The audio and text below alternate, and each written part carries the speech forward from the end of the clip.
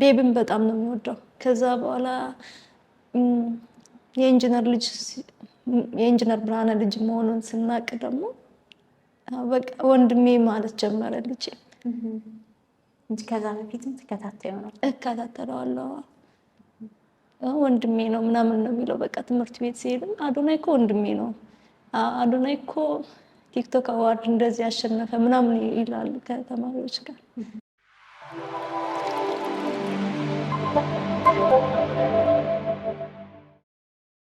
ሰላም እንዴት ናችሁ? የናይል ሚዲያ ቤተሰቦች እንዴት ሰንብታችኋል? ዛሬ እንግዲህ ወደ እናንተ አንዲት ባለታሪክ እህታችንን ይዤላችሁ ቀርቤያለሁ። ይቺ ባለታሪክ እህታችን በጣም ወጣት ናት። ነገር ግን በዚህ በወጣትነት እድሜዋ በጣም ብዙ የህይወት ፈተናዎችን ያሳለፈች እንስት ነች። የህይወት ታሪኳን በህይወት ጉዞዋ ላይ ያጋጠማትን ፈተናዎች ልትነግረን ደግሞ ዛሬ እዚህ ናይል ሚዲያ ጋር ከኔ ጋር ተገናኝታለች። ታሪኳን ሰምታችሁ ሀሳብ አስተያየታችሁን በታች ካለው አስተያየት መስጫ ላይ ልታስቀምጡልን ትችላላችሁ። እኔ ወደ ባለ ታሪኬ አመራለሁ። ይሄ ፕሮግራም ለሌሎችም እንዲደርስ ላይክ፣ ሼር፣ ሰብስክራይብ ማድረግ እንዳትረሱ። በተለይ ደግሞ ለዚህ ቻናል አዲስ የሆናችሁ ሰብስክራይብ በማድረግ ቤተሰባችን መሆን ትችላላችሁ። ቤተሰባችን ሁኑ። እናመሰግናለን። እንኳን ደህና መጣሽ። እንኳን ደህና ቆየሽ። እንግዳይ ስለሆንሽ እጅግ በጣም አድርጌ ነው የማመሰግነው። እኔም አመሰግናለሁ ወደዚህ ስለጠራሽ። መልካም እንግዲህ በጣም ብዙ የህይወት ስቃዮችን አሳልፈሻል። ለብዙዎቻችንም መጠንከር እንደ አርአያም ትወሰጃለሽ። ብዙ ነገር ተቋቁመሽ እዚህ ደርሰሻል እና እስቲ ለተመልካቾቻችን ታሪክሽን ልትነግሪኝ ነው እዚህ የተገናኘሽው። ለመጀመሪያ ያህል እንዲሆነን አሁን መቀለ ላይ ነው የተገናኘ ነው። ከዛ በፊት የት ነበርሽ? እንዴት መጣሽ? ከሚለው ነገር እንጀምር። ሸራሮ ነበርሽ። ትንሽ ስለ አንቺ ትነግሪናለሽ ታዲያ? ባለትዳር ነበርኩኝ። ያው ስመጣ ወደ መቀሌ በጦርነቱ ሰዓት ነው ወደ መቀሌ የመጣሁት። ልጄን ይዤ የመጣሁ ያለው ነው። ያው ሁሉ ሴቶች እንዳጋጥመው እኔ ጋርም እንደዛ አጋጥሞኛልና ግልጽ ለማድረግ ያህል ከሸራሮ ወደ መቀለ ስትመጪ ምን ነበር ያጋጥምሽ? ጥቃት ደረሰብኝ። ጾታዊ ጥቃት ነው የደረሰብኝ ከልጄ ፊት እና በብዙዎች ነው ጥቃት የደረሰብኝ። እንዴት ነበር አጋጣሚው? በጣም ይቅርታ ስሜትሽን ካልጎዳሁሽ። ስትመጪ መንገድ ላይ ብቻሽን ነበር ወይ እየመጣሽ የነበረው? ከዛ ጥቃት የፈጸሙብሽ አካላትስ እንዴት አገኙሽ? እየመጣሁ ነበር በረሃ ከልጄ ጋር። በእግርሽ ነበር? በእግሬ ከሸራሮ ወደ ሽሬ እንትን እያልኩኝ በዛ ነው ጥቃቱ የደረሰብኝ ከልጄ ፊት።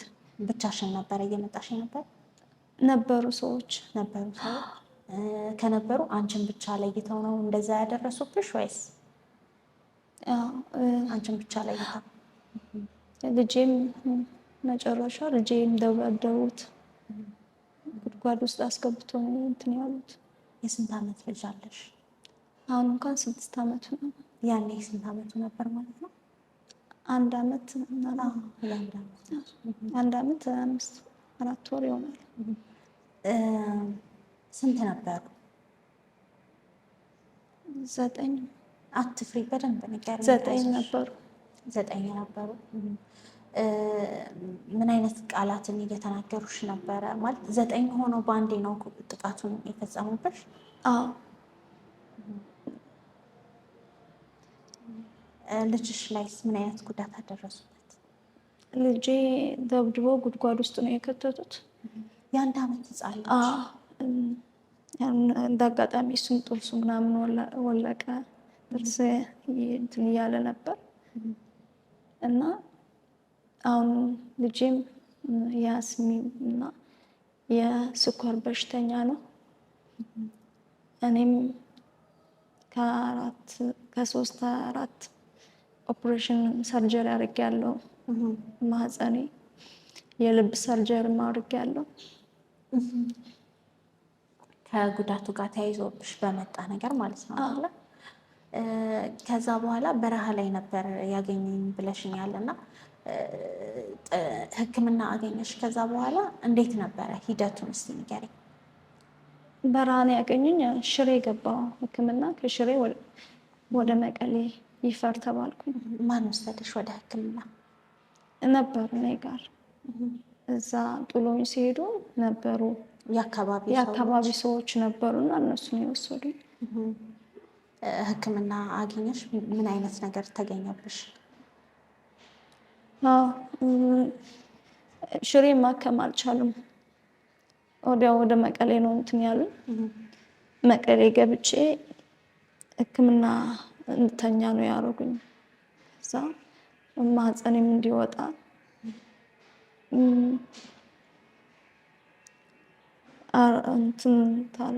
ማህፀኔ እንዲወጣ እንትን አሉትና እሱ ወጥቶም ብዙ ሰርጀሪ አድርጌያለሁ። ማህፀንሽ እንዲወጣ ተደረገ? ባለቤትሽ? ተለያይተናል። በዛ በደረሰብኝ ጥቃት። የደረሰብሽን ጥቃት ሲሰማ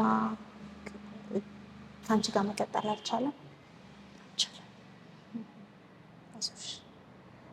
እና አሁን ምን ላይ ነው ያለሽው? አሁን ያለሽበትን ነገር እስኪ ንገሪኝ። አሁን ያለሁበት ሰው እየረዳኝ ነው የምኖረው። ያው ልጄም በሽተኛ ነው፣ እኔም ብዙም ጤና የለኝም። ልጅሽ የምን በሽተኛ? በደንብ አድርገሽ ንገሪኝ። አይዞሽ እሺ። ሁሉም ሰው የሚያየው ፕሮግራም ስለሆነ አታልቅሽ፣ ስሜታዊ ሳትሆኚ ይገባኛል።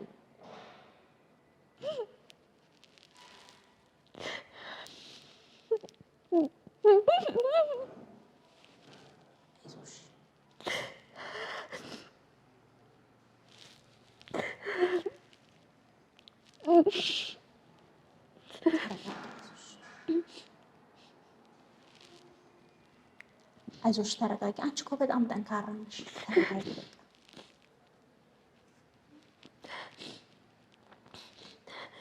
ሶፍት ሜክ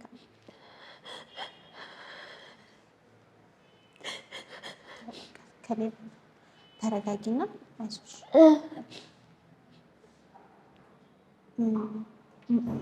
ማቆም እንችላለን። እሺ አይዞሽ። ስለ ልጅሽ ንገሪኝ። በተለይ የእሱ ነገር በጣም እንደሚያሳስብሽ ሁላችንንም ነው የሚያሳስበን። ከአንቺ ጋር ያገናኙን የጤና ባለሙያዎችን በተለይ የልጇ ነገር በጣም አሳሳቢ ነው። ገና በሕፃንነቱ በሽተኛ ሆኗል ብለውኛል እና ይህንን የዛሬ ፕሮግራማችንን በጣም ብዙ ሰዎች ያዩታል እና የሚያግዝም የሚያሳክምም ሊኖር ስለሚችል ያለበትን ችግር በደንብ አድርገሽ ንገሪኝ። ማለት እኔ እሱ ነው ያለኝ አንድ፣ በምንም ነገርም ልተካው አልችልም። ማለት መውለድም አልችልም፣ በምንም ነገር ልተካው አልችልም። አንድ ልጅ እሱ ነው ከጎኔ ያለ።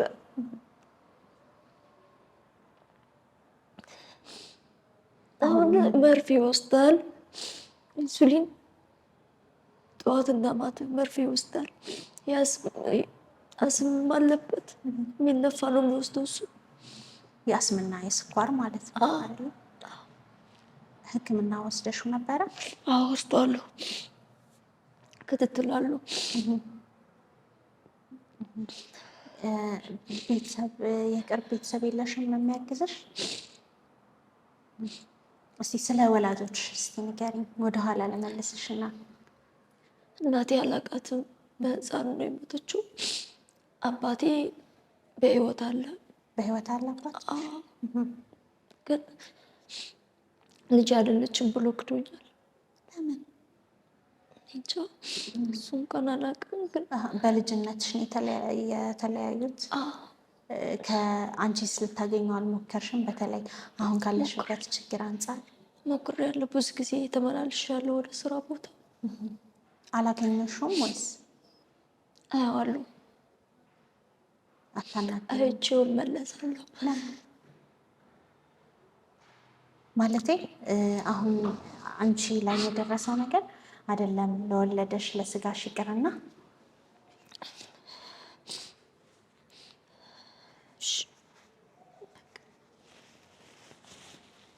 አንቺ ላይ የደረሰው ነገር እኔም ደግሞ አሁን ሳይሽ አይደለም ለወላጅ አባት አይደለም ለወለደሽ ይቅርና አንድ ቀን አይቶሽ እንኳን ሰው የሚደነግጥልሽ ሁኔታ ላይ ነው ያለሽው፣ የሚራራልሽ የሚያዝንልሽ።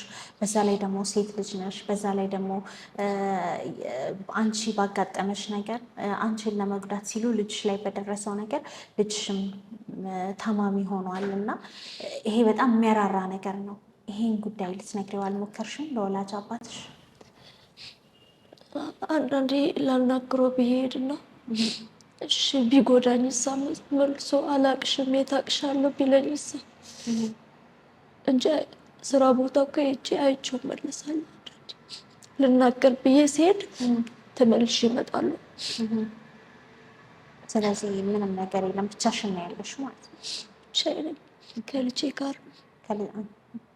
አይዞሽ፣ ልጅሽም ይሻለዋል። ሕክምና የሚያገኝበት እድል እንዲመቻች የቻልነውን ያህል እናደርጋለን። አሁን ታዲያ እንዴት ነው እየኖርሽ ያለሽ? ማን ነው የሚያግዝሽ? ማለቴ አሁን እንዳየውሽ አንቺም የልብን በሽተኛ ነሽ፣ ሕክምና በመከታተል ነው ያለሽው። እንደነገርሽኝ 4 ጊዜ ሰርጀሪ ያርገሻል። አንቺን ያገናኙኝ የህክምና ባለሙያዎችም እሱን የነገሩኝ እና ስራ መስራት የምትችይበት ሁኔታ ላይ አይደለም ያለሽው። ግን ደግሞ መኖርም አለብን አይደለም። ያው አስቸጋሪ ቢሆንም የሰው ልጅ ሲኖር ምግብ አለ፣ የልጅሽ የህክምና ወጪዎች ሊኖሩ ይችላሉ። እንዴት አድርገሽ ነው እየቀጠልሽ ያለሽው? አሁን እንኳን ኢንጂነር ብርሃነ ኃይለ ሚካኤል እሱ ነው የሚረዳው። ይሄ ከ2013 ዓመተ ምህረት ጀምሮ ማለት ነው። ቤት ኪራይ፣ ይሄው ጤፍ ምናምን ሁሉ ነገር እሱ ነው የሚሸፍንልኝ። ኢንጂነር ብርሃነ ማለት የታዋቂው ቲክቶከር የአዶናይ ወላጅ አባት ማለት ነው። እሱ ነው ኢንጂነር ብርሃነ አይደል? እንዴት ተገናኛችሁ? እንዴት አወቀሽ? በእርግጥ እኔ እዚህ ጋር መናገር የምፈልገው ነገር ኢንጂነር ብርሃነ ኃይለ ሚካኤል የአዶናይ ወላጅ አባት ማለት ነው። ያው ብዙ ሰው አዶናይን ስለሚያውቀው ነው እንደዛ እያልኩኝ ያለሁት። በጣም ብዙ ጊዜ ለተጎዱ ሰዎች ደራሽ ነው፣ ግን ብዙ ጊዜ ሲነገርለት ሰምቼ አላውቅም። እዚህ ሚዲያ ላይ እንዳንቺ በተለያየ ችግር የተለያየ ነገር አጋጥሟቸው የሚመጡ ሰዎች አሉና አብዛኞቹን ሰፖርት የሚያደርጋቸው ከኋላ ሆኖ እሱ ነው። እሱ ብቻ ሳይሆን ደግሞ የተለያዩ የእርዳታ ድርጅቶች ላይም ከኋላ ሆኖ የሚያግዘው እሱ ነው። ግን ብዙ ጊዜ ስሙ ሲነሳ ሰምቼ አላውቅም። እንዲወራለትም እንደዚህ አይነት ነገር በጣም ብዙ አይፈልግም እና ካመጣሽልኝ አይቀር ግን እንዴት ከእሱ ጋር ተዋወቃችሁ? እኔ ማውቀው 2013 ነው። ሕክምና ተኝቼ ነው ያለው ነው ማውቀውና ሰው ነው ያስተዋወቀኝ። ምን ብለው አስተዋወቁሽ? አግዛት ብለው ነው ወይስ እንደዚህ የሆነች ልጅ አለች ምናምን ሲሉት ቶሎ ነው የመጣ ሊጠይቀኝ። ቤትም ተከራየልኝ። ቤት ተከራይተሽ ነው የምትኖሪው? አዎ ተከራይቼ ነው የምኖረው። ቤት ተከራየልኝ። የሚያስፈልገው ነገር ሁሉ ነገር ገዛዝቶ አመጣልኝ። ወተት የማይቀር እኔ ምግብ አልበላም። በዛ ሰዓት ወተት ነው የምትምለው የነበርኩ። ሁሉ ነገር እሱ እየሸፈነልኝ ነበር እና የእሱ ውለታ በምንም መመለስ አልችልም። እግዚአብሔር እንትን ይበለው። የልጅሽ ሕክምናስ? ያው መርፌ እንደነገርሽኝ ያስፈልጋል። እሱም ወጪ አለው። እሱንስ ማን እየቻለልሽ ነው ያለው? እሱ ሲታመም ዶክተር ጋር ውሰጂው ይለኛል። ዶክተር ተክለ ሃይማኖት ጋር እዛ ይዘሽው ሂጂ ይለኛል። እሱ ጋር ነው የማሳክመው። እሱ ነው የሚሸፍነው ወጪ። ስለዚህ የቤትሽንም የልጅሽንም ወጪ ሁሉንም ነገር እሱ ነው አሁን እያደረገልሽ ያለው ማለት ነው። አሁን እንግዲህ ናይል ሚዲያ ላይ ተገናኝተናል። ከአንቺ ጋር እንድገናኝ ወደ እኔ እንድትመጪ ያደረጉ የሕክምና ባለሙያዎችም ቀጣይነት ያለው ሕክምና ያስፈልጋታል። ሕክምናዋ አሁንም አልተጨረሰም። ትንሹ ልጇም እንደዚሁ አንዴ ትልቅ ሕክምና ቢደረግለት ወይ ደግሞ ጥሩ ሕክምና ቢያገኝ ጤናው ወደ ነበረበት የመመለስ እድሉ ይኖረዋል እና እስቲ ወደ ሚዲያሽ አቅርቢያት እና ታሪኳን ሰምቶ ያዘነ ሰው ካለ እንዲያግዛት ብለውኝ ነበር። በእርግጥ የኢንጂነር ብርሃነ ወይ አዶናይ ወላጅ አባት መሆኑን አልነገሩኝም ነበር እንጂ የቤት ኪራይ የሚከፍልልሽ፣ ለቀለብ የሚያስፈልግሽ እንዲሁም ለልጅሽ ሕክምና እንዳይቋረጥ የሚያግዛት አንድ ግለሰብ አለ። ነገር ግን በአንድ ግለሰብ አቅም የሚቻል አይደለም እና ለቀጣይ ለእሷን መቋቋሚያ እንዲሆናት ውስጧ በጣም ተጎድቷል እና እስቲ አንቺ ሚዲያ ላይ ቀርባ ታሪኳን ብትናገር ብለውኝ ነበር እና አንቺም ወደ ሚዲያ ለመውጣት ፈቃደኛ የሆንሽበት ወይ ደግሞ በጣም ማስተላለፍ የምትፈልጊው ነገር ምንድን ነው? አሁን ናይል ሚዲያ ጋር ስመጣ ማለት ነው ማለት ኢንጂነር ብርሃነ ሰለቸኛል አለኝ።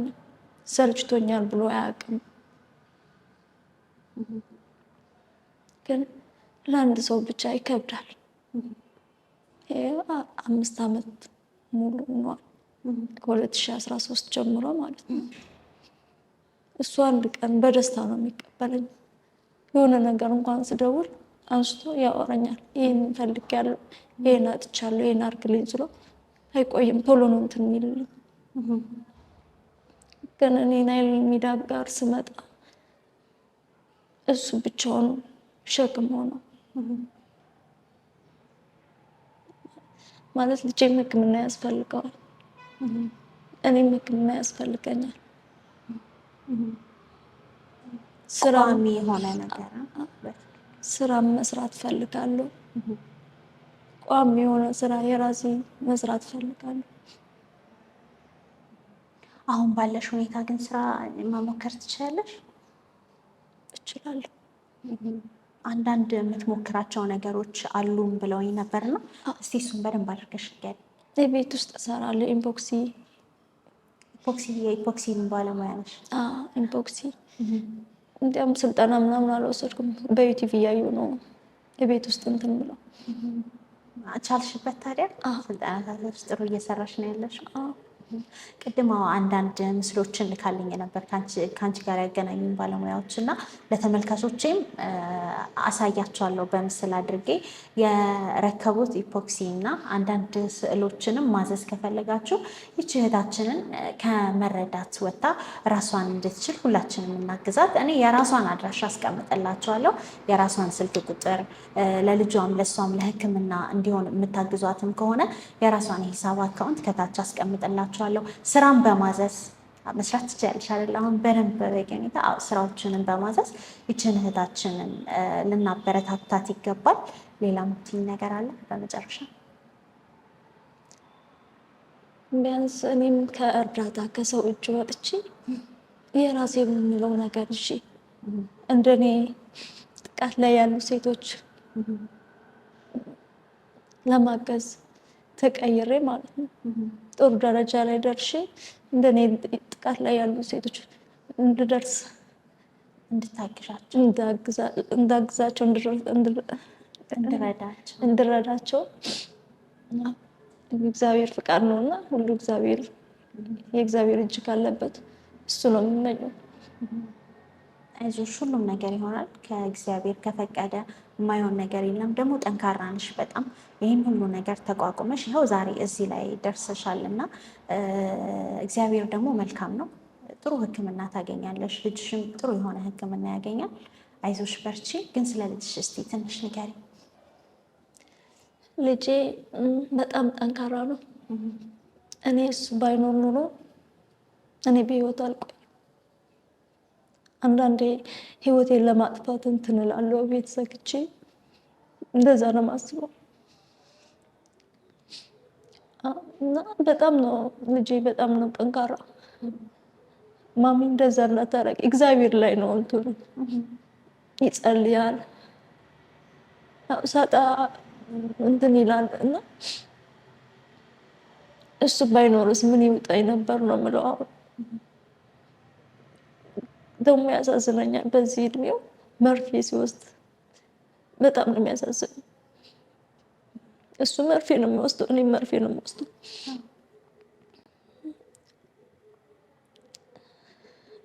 በጣም በቃ ልጄ በምንም ነገር ልገልጠው አልችልም። ማለት ወላጅ ስለሆንኩት ሳይሆን ሌላ ሰውም እንደዛ ነው የሚለው። ይገባዋል። አንቺ እያሳለፍሽው ያለሽው ችግር የጤናሽ ሁኔታ በደንብ ይገባዋል።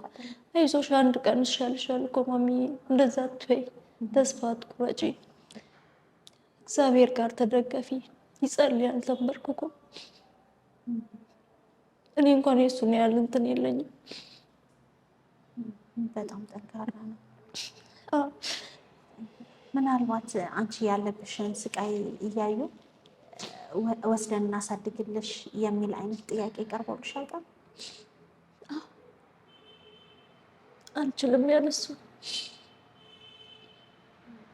እሱ እንኳን ትምህርት ከላኩት እኔ ይጨንቀኛል ነው። አሁን አንደኛ ክፍል ነው የሚማረው። ትምህርት ቤት እየተማረ ነው ያለው። ትምህርት ሲሄድ ራሱ ይጨንቀኛል ከሌለ እኔ ጋር።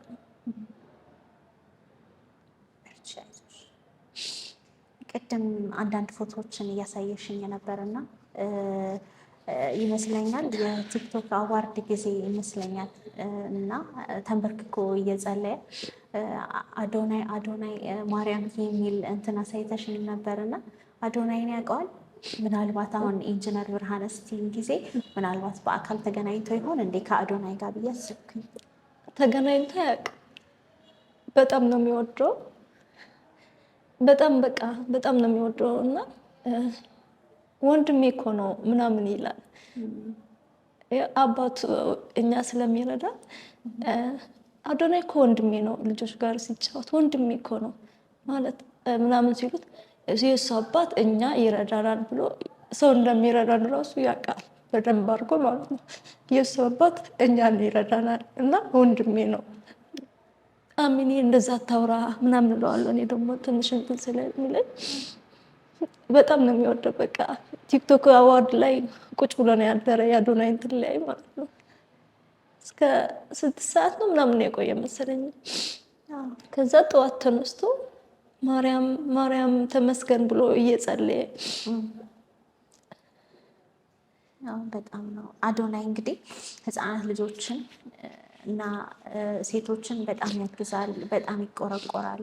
በእርግጥ ርህራሄ ይሰማዋል። ልክ አሁን እንደነገርሽኝ እንደ አባቱ እንደ ወላጅ አባቱ ወላጆቹ በጣም ጥሮች መሆናቸው ብዙ ጊዜ ይወራል። ቤተሰቦቹ በጠቅላላ ሩህሩሆች ናቸው እና እንግዲህ ይህን ፕሮግራም ምናልባት አዶናይ ጋር ከደረሰ ይህን ህፃን መጥቶ እንዲያየው እንዲያግዘው ምስሉንም በትንሹ አጋራለው የቤቢን እና አዶናይ ደግሞ ህፃናትን ይወዳል። ጉዳት የደረሰባቸውን ሰዎች በሙሉ ያግዛል። የተቸገሩ ሰዎችን ፈጥኖ ደራሽ ነው። በዚህ ጊዜ ማህበራዊ ሚዲያን ለበጎ ዓላማ ተጠቅመው ትውልድ የሚጠቅም ነገር እየሰሩ ካሉ ወጣቶች መካከል አንዱ ነው እና ይሄ ቪዲዮ ከደረሰ እባክህ መተህ አግኘው አይደል? መልዕክት አለሽ? ሌላ መልዕክት አለሽ ለአዶናይ? ልጄ በጣም ነው የሚወደው። ስለ አዶናይ ብዙ እንትን ይላል እና እኔ አላውቅም ነበር ከአሁን በፊት። የእሱ አባት እየረዳኝ ያ ኢንጂነር ልጅ አይመስለኝም እንጂ የእሱ ቲክቶክ ይከታተላሉ። በጣም ነው የሚወደው። ቤብን በጣም ነው የሚወደው። ከዛ በኋላ የኢንጂነር ብርሃነ ልጅ መሆኑን ስናቅ ደግሞ በቃ ወንድሜ ማለት ጀመረ ልጄ እንጂ ከዛ በፊትም ተከታተዩ ነው? እከታተለዋለሁ። ወንድሜ ነው ምናምን ነው የሚለው። በቃ ትምህርት ቤት ሲሄድም አዶናይ እኮ ወንድሜ ነው፣ አዶናይ እኮ ቲክቶክ አዋርድ እንደዚህ ያሸነፈ ምናምን ይላሉ ከተማሪዎች ጋር። በጣም እንግዲህ ምላሽ እንደሚሰጠን ተስፋ እናደርጋለን። እኔም ጥያቄዎችን ወደ ማገባደድ ልሂድና ግን አንድ ነገር ጭንቅላቴ ላይ ተመላለሰና ያው በደረሰብሽ ጉዳት ትዳርሽንም አጥተሻል። የቅርብ የምትይው ቤተሰብም የለሽም። ግን ምናልባት የልጅሽ ወላጅ አባት በህይወት ካለ ዲቴል ታሪኩን ስለማላቅ ነው ብትነግሪን እና አሁንስ ልጁን እንዴት ነው እየመጣ አያግዝም ወይ የሚለውን ነገር። ማለት በከባድ ስቃይ ውስጥ ነው ያለው ትንሽ ልጅ በህመም እየተሰቃየ እንዴት ነው እሱስ የተወሰነ ነገር አይተሽ? እኔ ራሱ ማገናኘት ራሱ አልፈቅድም። ለምን ማለቴ አባቱ ነው በእርግጣው ህመሙ አለ ስሜቱ አለ። ግን አንዳንዴ ደግሞ ፍቅርን ማንፍቃቸው ነገሮች አሉና ካረበሽኩሽ ስሜትሽን ካልጎዳውሽ ልጄም ራሱ ስለማያውቅ ማለት አባትህ ያልሽኝ ራስሽ ነው እንጂ የታውቀዋለሁ ይለኛል። አገኘው ወላጅ አባቱ ሊያገኘው አልሞከረም? ይሞክራል፣ መውሰድም ይፈልጋል። ከኔ መነጠል አልፈለግም። ልጄ አይዞሽ እንግዲህ በርቺ። አንቺም ልጅሽም ጥሩ ከዚህ በኋላ ደግሞ ጥሩ በሆነ ነገር ብንገናኝ በጣም ደስ ይለኛል። እንግዲህ የናይል ሚዲያ ተከታታዮች፣ የናይል ሚዲያ ቤተሰቦች የዚች እህታችን ታሪክ እጅግ በጣም ያሳዝናል። እንደውም ብዙ ያልገለጸችው ነገርም አለ በመሀልና ያገናኙኝ የሕክምና ባለሙያዎች ቀደም ብዬ እንደነገርኳችሁ ለአንዳንድ የሚያስፈልጋት ነገሮችን እስከ ዛሬ ድረስ ችሎ ጉዳቱ ከደረሰባት ጊዜ እስከ አሁኗ ይችን ደቂቃ እስከምናደርግበት ይሄን ፕሮግራም እስከምንሰራበት ሰዓት ድረስ እያገዛት ያለው እንደነገረችን ኢንጂነር ብርሃነ ኃይለ ሚካኤል የታዋቂው ቲክቶከር አዶናይ ወላጅ አባት ነው። ነገር ግን ያለባት ህመም በጣም ትልቅ ስለሆነ የእሷም የልጇም ህይወት አደጋ ላይ ስለሆነ ለአንድ ሰው 50 ሎሚ ለአንድ ሰው ሸክሙ ነው የሚባል አባባል አለና ታሪኳን አጋርታናለች። እንግዲህ ሁላችንም ደግሞ የቻልነውን ያህል እናግዛት። ልጇም የተሻለ ሕክምና እንዲያገኝ እሷም የተሻለ ሕክምና የሕክምና ባለሙያዎችም ልትሆኑ ትችላላችሁ። የሚያስፈልጋትን የሕክምና አገልግሎት በነፃ መስጠትም ሊሆን ይችላል፣ ማማከርም ሊሆን ይችላል። እንድታግዙም በዚህ አጋጣሚ ጥሪ እናቀርባለን። ይሄ ፕሮግራም ለሁሉም እንዲደርስ ሼር፣ ላይክ፣ ሰብስክራይብ አድርጉልን። በተለይ ደግሞ ቅድምም ለእሷ ስገልጽላት እንደነበረው አዶናይ ወጣት ነው፣ መልካም ወጣት ነው። ማህበራዊ ሚዲያን ለመልካም እየተጠቀሙ ካሉ ወጣቶች መሀል አንዱ ነው። ይሄ የዛሬው ፕሮግራማችን እሱ ጋር ከደረሰ እንግዲህ ለዚች እህታችንም ለልጇም አስፈላጊውን ትብብር እንድታደርግ በዚህ አጋጣሚ ጥሪያችንን እናቀርባለን። እኔ ጨርሻለሁ። አንቺ የምትይው ነገር አለ? እናመሰግናለን። ይሄ ፕሮግራም አዶናይ ጋር እንዲደርስም ሼር፣ ላይክ፣ ሰብስክራይብ በማድረግ አድርሱልን። የዛሬ ፕሮግራማችንን በዚህ ጨርሰናል።